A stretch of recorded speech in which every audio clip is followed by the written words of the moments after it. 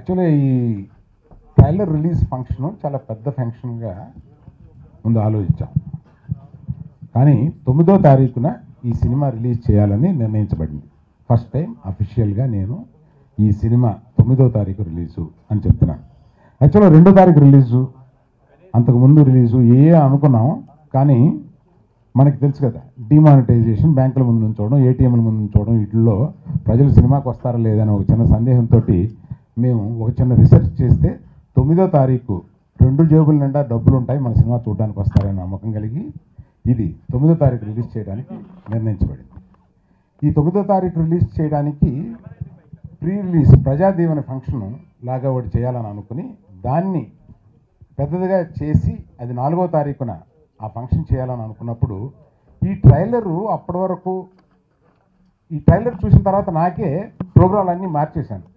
ఈ ట్రైలర్ చూసిన తర్వాత ఎగ్జైట్మెంట్ వచ్చి ఈ ట్రైలర్ ప్రజల్లోకి ముందు వెళ్ళిపోతే బెటరు అని అనిపించి ఈ ట్రైలర్ లాంచ్ ప్రోగ్రామ్ని మామూలుగా నిన్న పొద్దున అనుకుని గబగబా ఇవాళ పెట్టాం అనమాట. యాక్చువల్గా రామ్ చరణ్ ఊళ్ళో ఉంటే దీనికి కూడా రామ్ చరణ్ వచ్చేవాడు. కానీ రామ్ నీకు ఆ 4వ తారీఖు చేసే ఒక ఈవెంట్ పెద్దది ఉంది కదా, అందులో నువ్వు మాట్లాడుకున్నావు అని చెబుదు. కానీ మాకు రకుల్ ఉంది కదా, రకుల్ని పెట్టుకుని మేము ట్రైలర్ రిలీజ్ చేసేస్తామని ఫోన్లో చెప్పాను. So Rakul, you are the support for this.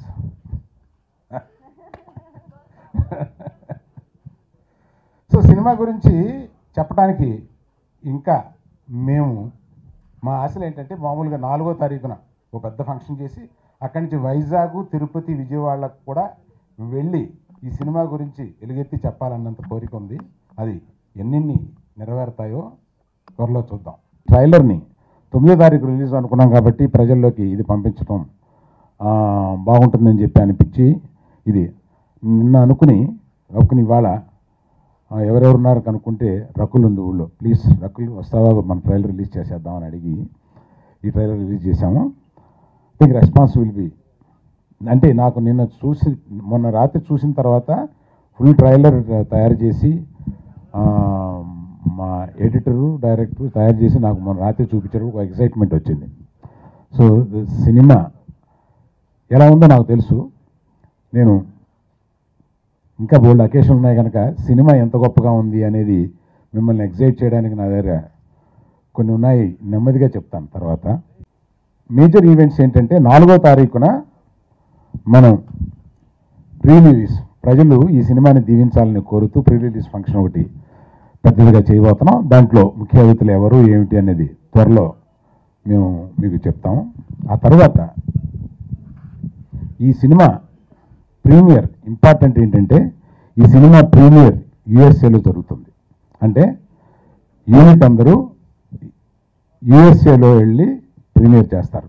That is one of the, అంటే తెలుగు సినిమాలు జనరల్గా చాలా తక్కువగా జరుగుతూ ఉంటాయి. That is one of our excitement. అంటే ఇలా వెళ్దామని అనగానే మా యూనిట్లో డైరెక్టర్ గారు, ఏంటి సార్ ఓవర్ కాన్ఫిడెంట్గా ఉన్నారు మీరు, అంటే యూనిట్ని తీసుకెళ్ళి యూఎస్లోనే ప్రీమియర్ చేసే అంత కాన్ఫిడెంట్గా ఉన్నారేంటి అని అన్నారు. అటువంటి కిక్ ఇచ్చింది సార్ మీ సినిమా చేసిన తర్వాత చూస్తేను అని చెప్పాను. సో ఈ 2 మేజర్ ఈవెంట్సే కాకుండా ఈ మధ్యలో వైజాగ్, విజయవాడ, తిరుపతి కూడా వెళ్ళాలని కొన్ని ప్రయత్నాలు జరుగుతున్నాయి. అవి సక్సెస్ అవుతాయని ఆశిస్తున్నాను. సో ఈ యూనిట్ని రిలీజ్కి ముందే ఈ చోట్లకు తీసుకెళ్లాలని ప్రయత్నాలు జరుగుతున్నాయి. 2 స్టేషన్స్ కన్ఫర్మ్ అయినాయి, న్యూజెర్సీ అండ్ శాన్ ఫ్రాన్సిస్కో. 3వ స్టేషన్లో కూడా ప్రీమియర్ చేద్దామని అనుకుంటున్నాం. These 2 are confirmed. Total unit అక్కడికి వచ్చి ప్రీమియర్లో పాల్గొంటుంది. That is what I wanted to share with you. Thanks. అతిథులు అందరికీ నా హృదయపూర్వక నమస్కారాలు. చిరంజీవి గారు కెరీర్ స్టార్టింగ్లో ఆల్మోస్ట్ ఆల్ ఖైదీ కన్నా ముందు సినిమాలు కోతలు రాయడని,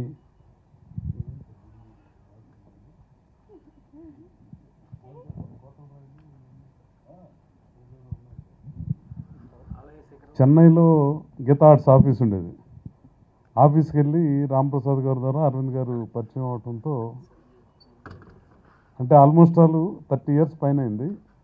అప్పటి నుంచి అరవింద్ గారితో అదే బాంధత్వం, అదే బాంధవ్యం, అదే స్నేహం కొనసాగుతూ ఈరోజు అరవింద్ గారి పక్కన నా పేరు వచ్చేటట్టు చేసుకోగలను అనేది నిజంగా ఇంత పెద్ద బ్యానర్లో నిజంగా నేను ప్రివిలేజ్గా ఫీల్ అవుతున్నాను.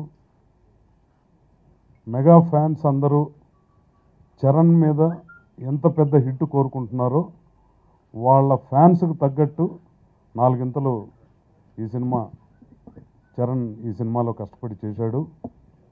ఎంత బాగా చేశారు, ఎంత బాగా తీశారు అనేది డైరెక్టర్ గారు కూడా ఈ సినిమా రిలీజ్ అయిన తర్వాత ఫ్యాన్స్ అందరూ కూడా తలెత్తుకునేటట్టు ఒక గొప్ప చిత్రం, చాలా మంచి చిత్రం ఇది. ఇంకా ప్రీ రిలీజ్ ఫంక్షన్లో దీని మీద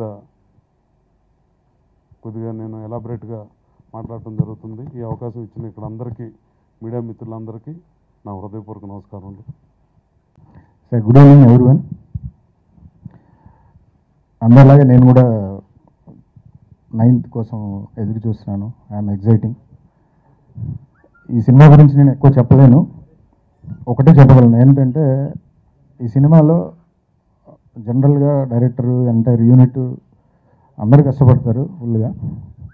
బట్ ఈ సినిమాలో అందరికన్నా ఎక్కువ కష్టపడ్డది చరణ్ ఓన్లీ. అది నేను ప్రత్యక్షంగా చూశాను. సో నాకు ఈ ఆపర్చునిటీని ఇచ్చిన అరవింద్ గారికి అండ్ ప్రసాద్ గారికి నా కృతజ్ఞతలు. Thank you very much. Sir, చాలా ప్రెషర్ బిల్డప్ చేసేసారు ఆల్రెడీ. రకుల్ మాట్లాడుతుంది అని 20 minutes మళ్ళీ ప్లే చేద్దాం ట్రైలర్ లాగా. సో ఫస్ట్లీ నాకు నేను చెప్పాలి అంటే ఈ మూవీ చాలా స్పెషల్ అండి. ఎందుకంటే చాలామందితో సెకండ్ టైం పని చేస్తున్నాము ఈ మూవీలో.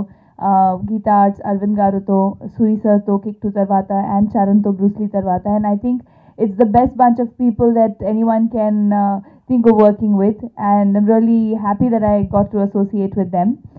And ee movie vachin mundu, this was one of my favorite films Tamil lo, and నేను obviously అనుకోలేదు రీమేక్ ఉంటుంది వస్తుంది అని. But it was a film that I really liked, and such an intelligent screenplay. So ఈ movie వచ్చి వెంటనే నేను చాలా జంప్ చేసి ఎక్సైట్ అయ్యి ఈ మూవీ ఎలాగైనా చేయాలి, ఎందుకంటే అందరికీ ఎంత మంచి క్యారెక్టర్ ఉంది. ఆ మూవీ కూడా తెలుగు సినిమా కోసం ఒక కొత్త స్క్రీన్ ప్లే ఉంటుంది. I think it's a very intelligent film with a very tight screenplay, and డెఫినెట్గా చరణ్ కూడా ఒక కొత్త లుక్లో కనిపిస్తున్నారు. అందరూ చెప్పారు ఆల్రెడీ చాలా కష్టపడారు. We used to discuss diet and his workouts all the time because ఆ బాడీ మీరు చూసారు కదా ట్రైలర్ ఓపెనింగ్లో. So he's really worked very hard for that, and we've all seen that. So I really hope that you all like the film. Meeku trailer nachindi, and I hope you like the trailer, and I hope you really enjoy the film also. And yeah, thank you so much.